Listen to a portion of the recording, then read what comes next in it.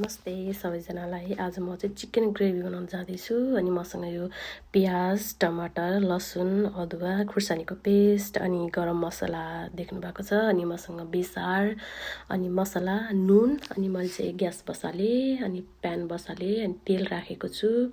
अनि यो गरम मसलाहरू सबै राखेँ। एकछिन फुराउने यसलाई। मजाले फुराएपछि प्याज राख्नुस्। प्याज राखेर हल्का भुटेपछि त्यसपछि फेरि मासु राख्नुस्। मासु राखेर एकछिन चलाएर एकछिन ढाकिदिनुस् हैन। अनि ढाकेपछि चाहिँ नुन राखिदिनु। अनि नुन राखिसकेपछि बेसार राखिदिनु।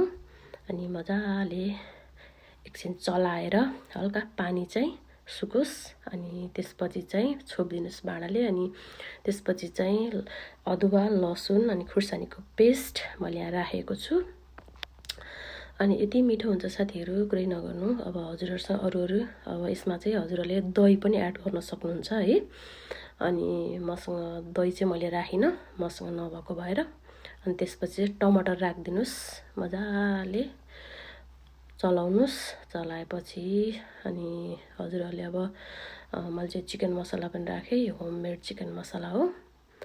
अनि मजाले हजुरहरूले चाहिँ थोरै पानी राख्दै चलाउँदा पनि गर्दा हुन्छ। अनि मैले चाहिँ यो तिल पनि थोरै राख्छु। मैले चाहिँ एकदम मिठो लाग्छ तिल चाहिँ। तिल शरीरलाई एकदम राम्रो पनि हो। अनि अब हजुरहरूले रेड चिल्लीहरू राख्दा पनि भयो हैन। कति खानु